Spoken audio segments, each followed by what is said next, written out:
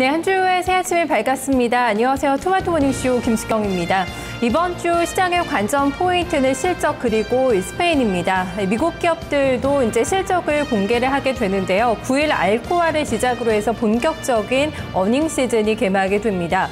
중국의 경기 침체 그리고 유로존의 성장 둔화 이 영향에서 얼마나 좀 자유로울 수 있는지 어느 정도 소화해냈는지 여부에 따라서 시장의 냉정한 평가가 나올 것으로 예상이 되고 있습니다. 또 주초에 EU 재무장관 회담에서 스페인의 전면적인 구제금융에 관해서 좀 논의가 될지 역시 관심사라고 할 수가 있겠는데요. 박스권에서 벗어나지 못하고 있는 국내 증시 또 해외 증시 쪽에서 돌파구를 마련할 수 있을지 지켜보셔야겠습니다.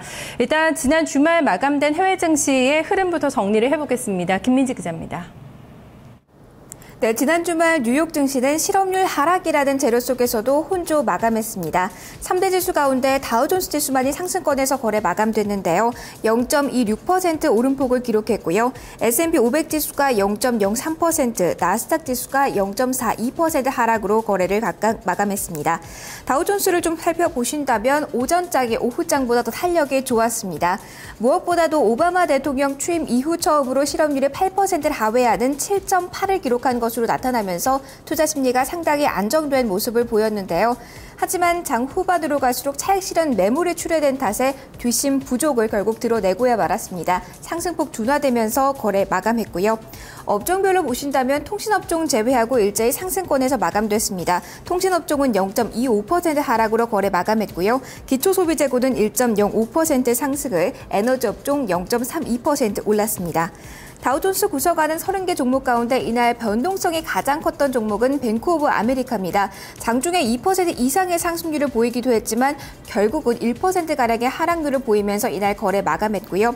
실적 발표 앞두고 있는 알코아는 강보합권에서 거래 마감됐고 기술주 가운데 휴렛패커드는 1.41% 하락으로 거래 마감했습니다. 인텔 역시 이날 하락권에서 거래 마감했고요. 유럽 쪽으로 넘어가 보도록 하겠습니다. 미국 쪽에서 나온 고용지표 호전 소식, 유럽 쪽에 조금 더 민감하게 반응이 됐습니다. 현재 주요국 증시 마감 동향을 살펴보시면 프랑스 캬크 지수와 독일의 닥스 지수 1% 이상의 상승률을 기록하면서 거래 마감했는데요. 캬크 지수가 1.64%나 상승하면서 거래 마감했습니다. 업종별로 상승폭을 보셔도 1% 이상이 평균적으로 나타나고 있습니다. 에너지업종이 1.91% 올랐고요. 금융업종 역시 1.54%의 상승률을 보였는데요. 종목별로 확인을 해보겠습니다. BNP 파리바와 소시에테 제네럴 모두 3% 이상의 상승률을 기록하면서 거래 마감했습니다. 해외 증시 마감 동향 확인해봤습니다.